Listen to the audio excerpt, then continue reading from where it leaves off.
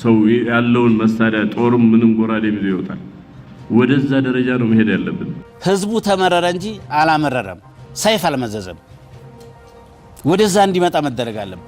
የዚህ ክልል መተራመስ ዋና ተጠያቂው የትግራይ ጽንፈኛ ኃይል ነው። በብልጽግና ሰፈር ውስጥ አብዝታ የምትጠላ ነገር ሰላም ነችና ብልጽግና ሰላማዊት የምትባል ሚኒስትር ሰላም የሚባል ሚኒስቴር መስሪያ ቤት ቢኖረውም ቅልጥ ያለ ጸረ ሰላም ነውና ተደጋጋሚ ጥያቄው ደም ሲፈስ አሳዩኝ የሚል ነው። ተገዳደሉ እንጂ የታጠቃችሁትስ መሳሪያ ለመቼ ነው? ፋኖ ህወሓትና ሸኔን ካልወጋበት፣ ሸኔም ፋኖን ካልወጋበት፣ ህዝቡም ካልተገዳደለበት ምኑን ታጠቁት ይላል። ሰሞኑን ተደጋግሞ የሚሰማውም ጩኸት እንዲሁ ያለ ነው። ብርሃኑ በቀለም ብርሃኑ ጁላም ለምን ህዝብና ህዝብ አይዋጋም ብለው ሲናገሩ ትንሽም ቅር ጥቂትም ግር አይላቸውም። ሽመልስ አብዲሳ የሚማጸኑት የኢትዮጵያ የፖለቲካ ኃይሎች እንዲገዳደሉ ነው። አብይ አህመድ የሚናደዱት የፖለቲካ ኃይሎች አንድ ሆነው ተነሱብኝ እያሉ ነው።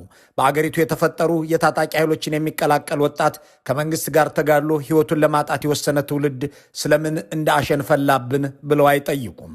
ይልቁንም ለምን እርስ በርሱ አልተዋጋልንም ብለው ንዴታቸውን ይናገሩታል።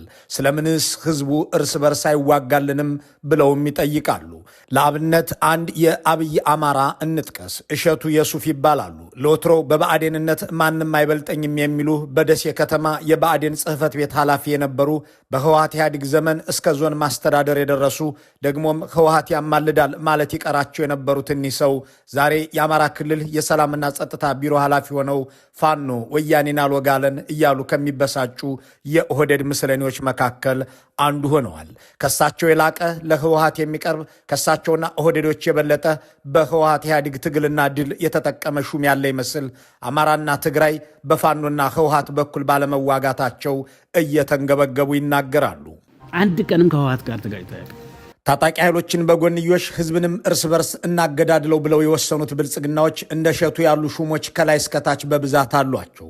የኃላፊነታቸው መጠሪያም የሰላም ሚኒስትር፣ የሰላምና ደህንነት ቢሮ ኃላፊ፣ የሰላም ሎሬት የሆኑ ጠቅላይ ሚኒስትር ወዘተ የሚል ነው። ዋናዎቹ ሰላም ነሺዎች ግን እነሱ ናቸው። ለዚያም ነው የአማራ ክልል የሰላምና ጸጥታ ቢሮ ኃላፊ የሚል ስም የያዙት እሸቱ የሱፍ ፋኖ ከህወሓትም ሆነ ከኦነግና ሸኔ ጋር አንድም ቀን ተዋግቶ አያውቅም እያሉ የሚናደዱት። አንድ ቀንም ከኦነግ ሸኔ ጋር ተጋጭቶ አያውቅም። አንድ ቀንም ከህወሓት ጋር ተጋጭቶ አያውቅም። ከህወሓት ጋር አብሮ ሲሰራ ነው የሚታየው። ከህወሓት ጋር ሲወግን ነው የሚታየው። ይህ የብልጽግና ፖሊሲ ነው። ፋኖን ከትግራይም ሆነ ከኦሮሚያ ኃይሎች ጋር ማዋጋት የሚለውን ሌሎች በይፋ የተናገሩትና ሊተገብሩት የደከሙበት ነገር ነው። ለዚህም ምክንያታቸው ታውቆ ያደረ ጉዳይ ነው። አንድም በፋኖና በኦሮሞ ነጻነት ሰራዊት መካከል ግጭት በመፍጠር የሁለቱን ክልል ወጣቶች በጎንዮሽ ማጫረስ፣ ሁለትም ተመልከቱ እነዚህ የሚገዳደሉ እንጂ የሚተባበሩ አይደሉም ብሎ ፕሮፓጋንዳ ለመስራት እንዲያመች፣ ሶስትም በታጣቂዎቹ ሰበብ ሁለቱን ህዝቦች ማዋጋትና መውጋት እንዲሁም መግደል ነው። የታጠቁ ኃይሎች ከመንግስት ጋር እንጂ በጎንዮሽ አለመዋጋታቸው አንድ ስኬትና የአገርን ስቃይ የሚቀንስ መንገድ ቢሆንም ይህ ግን ለብልጽግናዎች የሚጎመዝዝ ነገር ሆኗል። እሸቱ የሱፍ ብቻ ሳይሆኑ በአገሪቱ ውስጥ ምክትል ጠቅላይ ሚኒስትሩ እኔ ነኝ እያሉ የሚያወሩትና ባህር ዳርም ሰመራም ጅጅጋም ሐዋሳም ትዕዛዝ የሚያወርዱት ማታለልና ማሳመንን እያፈራረቁ መጠቀም የኦህዴድ ባህሪ ነው ብለው የተናገሩት ሽመልስ አብዲሳም ይህንኑ ነው የሚናገሩት። ሸኔና ፋኖ አልዋጋሉን፣ ወንድማማቾች ናቸው፣ ኦሮሞዎች ከናቦይ ስብሃት ጋር መከሩብን እያሉ በተደጋጋሚ ሲበሳጩ ተደምጠዋል። ፋኖ ኦሮሚያ ገብቶ ሲወጋን ሸኔ አንድም ጥይት አይተኩስበትም፣ እንደውም ይከላከለዋል። ሸኔ መሳሪያ እየገዛ ለፋኖ ይሰጣል ወዘተ ብለው ከሰዋል። ዲነ ደደባ ሂሬት እኮ ኦሮሚያ ከሰጥ ቀባቹን ደንደን አከይሬ ቀባቱ አከሁምነ ቀባቱ ኑረት ታስስት ለደካማው የፋኖ ኃይል ድጋፍ እያደረገ በኦሮሚያ ውስጥ ኃይል እንዲኖረውና እንዲያንሰራራ አድርጎታል። በዚህ ደረጃ እንድንበሳበስ ነው የሆነው። ሸኔ የራሱን ህዝብ መንግስትና የጸጥታ አካላትን በማዳከም ከጠላት ኃይል ማለትም ከፋኖ ጋር ደግሞ በመቀናጀት መሳሪያ በመግዛትና በመሸጥ እንደዚሁም በማቅረብ ነው እየሰራ ያለው። ይህ ኃይል የተረገመና የወረደ ኃይል ነው። የአማራ ታጣቂዎች የሆነ ቦታን ሂደው ከተቆጣጠሩ ሸኔ እዛ ቦታ አይገኝም፣ አያጠቃቸውም፣ እንደውም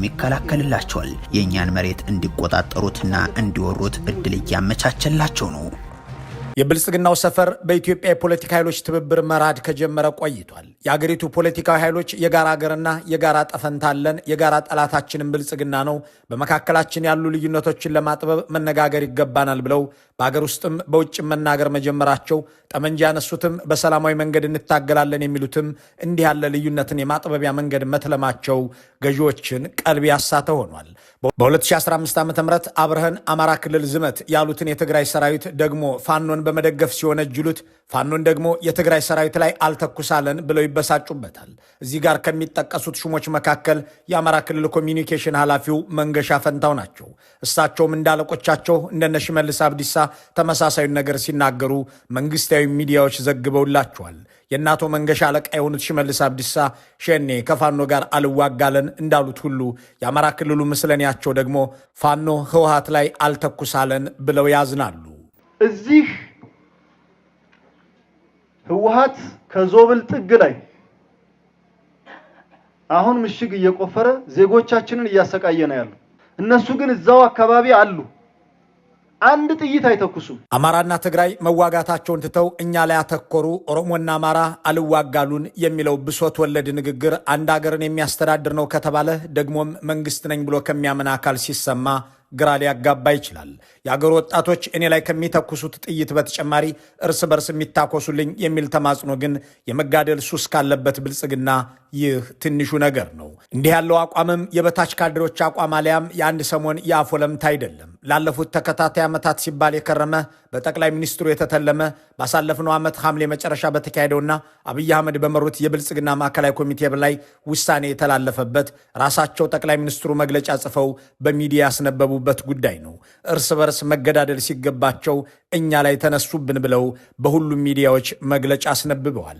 እነዚህ ለግድያ የሚፈላለጉ ኃይሎችን በጥቅም ማስተሳሰር፣ ኢትዮጵያን በሁከት ውስጥ ማቆየት፣ በመልካም አስተዳደር ችግር የተነሳ የሚፈጠሩ የህዝብ ቅሬታዎችን ለአመጽ መጠቀም፣ ለግድያ የሚፈላለጉ ኃይሎች መገዳደላቸውን ትተው ከእኔ በተጻራሪ ቆሙ ብሎ መግለጫ የሚጽፍ ገዢና ሻጭ ፓርቲ ያላት ኢትዮጵያ አገሪቱ የፖለቲካ ኃይሎቿ አንድነት ያስፈልገናል፣ ከብልጽግና አለቃ ውጭም ጠላት የለንም፣ አገራችንም ሰላም ያስፈልጋታል ብለው የጎንዮሽ አለመግባባትን ለመተውና በይደር ለማቆየት መስማማታቸው ሹማምንቷን ያበሳጫል።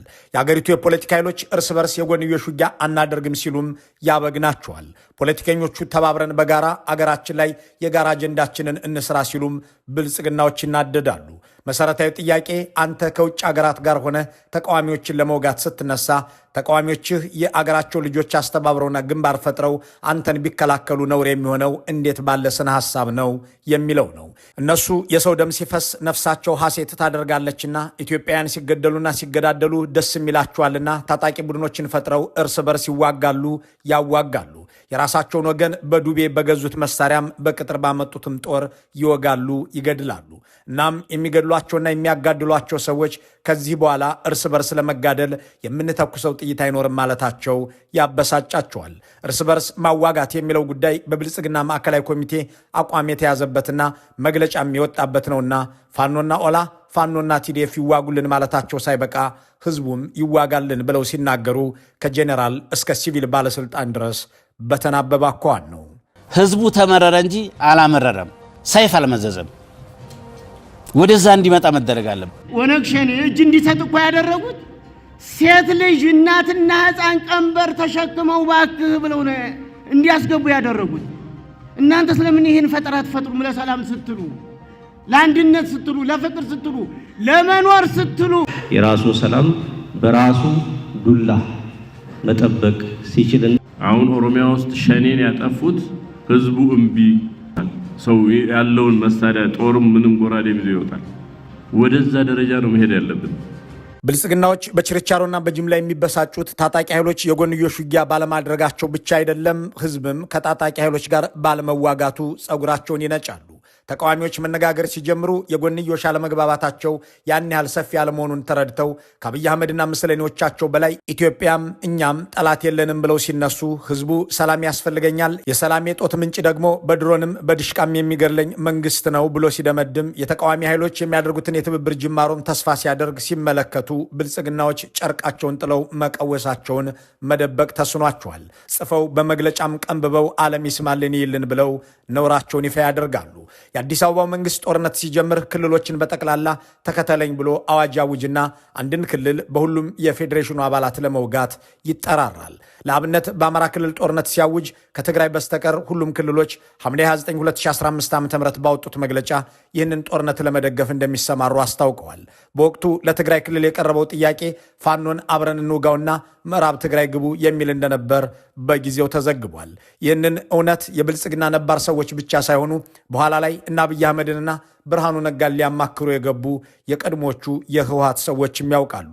አብይ አህመድ ከህወሓት ጋር ተጣልቻለሁ ብለው የትግራይን ውጊያም ሲከፍቱ የአገሪቱን ሁሉንም ክልል ዝመት ብለው ነው። በኢትዮጵያ ውስጥ ጠመንጃና ጥላቻ ያነገበ ሁሉ ና ከጎን ይሁን ብለውት ሚሊዮን ሊገድል ቢሊዮን ሊያወድም 100 ሺዎችን ሊደፍር ተሰማርቷል። ይህም አልበቃ ብሎት የሻቢያን 42 ክፍለ ጦር የሶማሊያንም ወታደሮች አምጥቶ በኢትዮጵያውያን ገላና ነፍስ ላይ አሰማርቷል።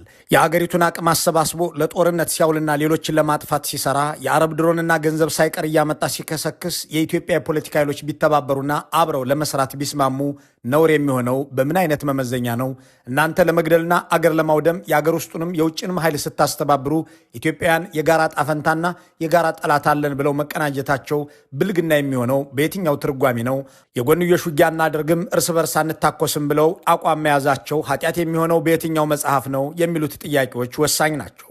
ኦህዴድ ነበርክ ወደ ኦህዴድም ትመለሳለህ ተብሎ የተጻፈላቸው የሚመስሉ የስቱዲዮ ቅምጥ የፕሮፓጋንዳ ሰዎችም ሆኑ የአገዛዙ የሚዲያ ብርጌድ አባላት የህወሓትና የፋኖና የኦሮሞ ነጻነት ሰራዊት ትብብር የኦሮሞ የፖለቲካ ኃይሎችና ሌሎች ኢትዮጵያውያን የጋራ እንቅስቃሴ በሚያደርጉ ሰሞን አለያም ብልጽግና ከታጣቂ ኃይሎች ከበድ ያለ ምት ሲያጋጥመው እየተበሳጨ የሚወጣው ወጉኝ ብሎ ሳይሆን እርስ በርስ ተጣመሩብኝ አለያም እርስ በርስ አልዋጋሉኝ እያለ ነው።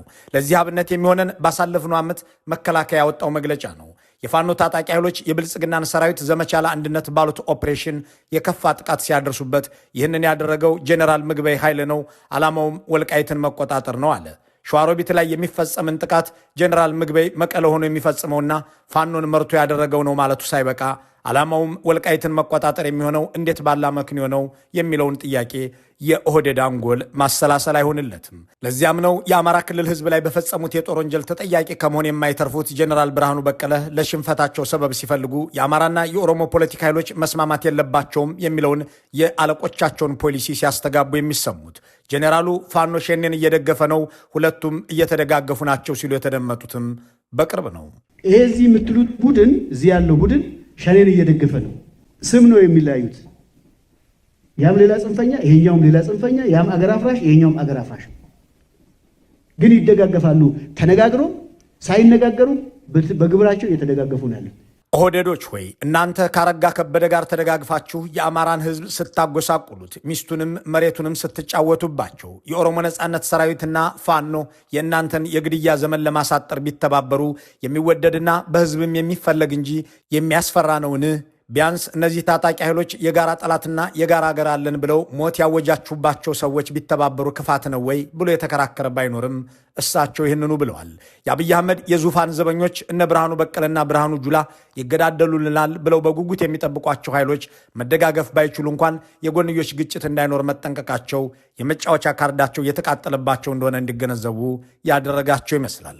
በኢትዮጵያ የፖለቲካ ኃይሎች መካከል ልዩነት እየሰፋ እንዲሄድ ብቻ ሳይሆን እነሱ እንዳሉትም እንዲገዳደሉ ማድረግ አንድ ስልት ሆኗል። አንገዳደልም፣ ልዩነታችን በውይይት ይፈታል፣ ተወያይተን ችግራችንን መፍታት የማንችለው ከብልጽግና ጋር ብቻ ነው ብለው ሲነሱ ደግሞ ባለፈው ዓመት እንደታየው ይገዳደላሉ ብዬ ስጠብቅ ተሰባሰቡብኝ እያለ መግለጫ ያወጣል። ይህ ጉዳይ ብልጽግናዎች አሁን የጀመሩት አይደለም። በዚያ ዘመነ መንጋ በ2012 ዓ.ም አብይ አህመድ ራሳቸውን ንጉሥ አድርጎ ለማስቀጠል የሚያስችላቸውን ዕድል ለማስፋት ኮሮናን ሰበብ አድርገው ምርጫ ይራዘም አሉ። ይህ ሕግን መጣስ ነው ያሉ ኃይሎች ቢጮሁም እንዲህ ያለው አካሄድ ከመስከረም 30 በኋላ መንግስት አልባ አገር ይፈጥርብናል እያሉ የተናገሩ ቢኖሩም ያኔ ተደማሪ የዛሬ ተቀናሾች ከብልጽግና ጋር ሆኖ አወገዛቸው። ከነዚህ ኃይሎች መካከል ልደቱ አያሌውና ጀዋር መሐመድ ይጠቀሳሉ።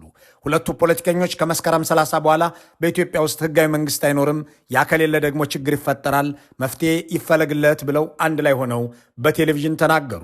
በዚህ ጊዜ ብልጽግና አበደ። በያኔ ያፈቀላጤው ንጉሱ ጥላውን በኩል በቴሌቪዥን ወጥቶም የማይዛመዱ ሰዎች ተዛመዱብን አንላቀቅም ብሎ ዛተ። የተለመዱ በጥላቻ ላይ፣ በቂም በቀል ላይ፣ በዛቻ ላይ፣ በጥፋት ላይ የተመሰረቱ ቅስቀሳዎች አሉ። የማይዛመዱ ሐሳቦች እየተዛመዱ በማያጣብቃቸው በአጭር ጊዜ ለሚላቀቅ ሙጫ እየተጣበቁ ህዝብን አጣብቂኝ ውስጥ ማስገባት ይስተዋላል።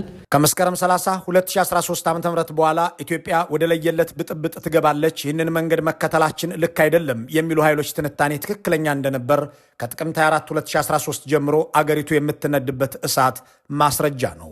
ምርጫው ከተራዘመ ከመስከረም 30 በኋላ ህጋዊ መንግስት ስለማይኖር በአገሪቱ ውስጥ ታጣቂ ኃይሎች ይፈለፈላሉ፣ ኢትዮጵያም የጎበዝ አለቆች ምድር ትሆናለች ብለው የተናገሩትን ሰዎች የማይዛመዱ እያሉ የተሳለቁት ንጉሱ ጥላሁን እንኳን አገሪቱ እሳቸውም ከመስከረም 30 በኋላ በጤና ብዙ አልቆዩም፣ በስልጣንም አልሰነበቱም። በአንዱ ማለዳ ቤተ መንግስት ለስራ ሲሄዱ በዳንኤል ክብረት ሴራ ከውጭ በር ላይ እንደ ውሻ ተባረው ቀርተዋል። እነሆ ከዚያን ጊዜ ወዲህም አልተመለሱም። ያዋለዱት የእልቂት መንግስት ለቁም እስር ሩብ ጉዳይ በሆነ ሁኔታ ውስጥ ከቷቸው አሁን ጭራ ያልያዙ ጡረተኛ ሆነው ቤታቸው ውስጥ የሚቆዝሙ ምንድብ ሆነዋል። በወቅቱ እነ ንጉሱ ጥላሁንን ጨምሮ ጀዋርና ልደቱ እንዴት አብረው ታዩ፣ ሰዎች መቀሌ ለምን ደርሰው ተመለሱ ብለው ያበዱ ሰዎች አብዛኞቹ ተደማሪ ነበሩና አገሪቱ ወደ ቀውስ ትገባለች የሚለው ንግግር ተደማጭ ሳይሆን ቀረ። የተፈራው ሁሉ ደርሶ የብልጽግና በደልና ፖሊስ የፈጠራቸው የታጠቁ ኃይሎች ጎን ለጎን አለመዋጋታቸው ደግሞ ብስጭት እያደረጋቸው ነው። የጋራ ሀገርና የጋራ ጣፈንታ ያለን ዜጎች ነን፣ የጋራ ጠላትም አለን። አገራችንን ከውድቀት ለማዳን መታኮስና መተናኮስ የለብንም፣ ይልቁንም መነጋገርና መደማመጥ ይገባናል የሚለው የኢትዮጵያ ፖለቲካ ኃይሎች ንግግርና እንቅስቃሴ ብልጽግናን የሚያሸብር ሆኖ ዘልቋል። ጠቅላይ ሚኒስትሩ ስብሃትን ለምን ፈታችሁት ሲለኝ የነበረ አማራና ለምን አማራን አትገድልም እያለ ሲያስቸግረኝ የነበረ ሸኔ ከስብሃት ነጋ ጋር ተገናኘ ብለው በፓርላማቸው ፊት ሲወራጩ እንደነበር አይዘነጋም። እዚህ ውስጥ አንድ ፍጥጥ ግጥጥ ብሎ የወጣ እምነት አለ። ብልጽግና ብዙ ሰውና ገንዘብ መድቦ ለማገዳደልና ለመግደል የሞከረ ሁሉ እየከሸፈበት መሆኑን ተረድቷል። የኢትዮጵያ ፖለቲካ ኃይሎች ታጣቂዎችም ሆኑ ሲቪሎቹ እርስ በርስ የሚያጋጭን ነገር የለም፣ በውይይት የሚፈታ ነው። አገራችን እያፈረሰ ያለውም ሆነ እኛን ለማጥፋት እያዘመተ ያለው ብልጽግናና የአብይ አህመድ ፒኤልሲ ነው ብለው መደምደማቸው የሚያደርስበትን አደጋ ተረድቶታል። እናም እስከ ዛሬ በህዝቦችና በፖለቲካ ኃይሎች መካከል ግጭትን ለመፍጠር ደምም ለማቀባት እልቂትም ለመቀስቀስ ያፈሰሰው ሀብትና ያሰማራው ሰው ተለብሶ እንዳለቀ ልብስ ሆኖበታል። የመወገጃ መንገዱም የኢትዮጵያ የፖለቲካ ኃይሎች ትብብር፣ ጥምረት ወይም በራሱ አገዛዙ ቋንቋ ትስስር መሆኑ ግልጽ ሆኗል ማለት ነው።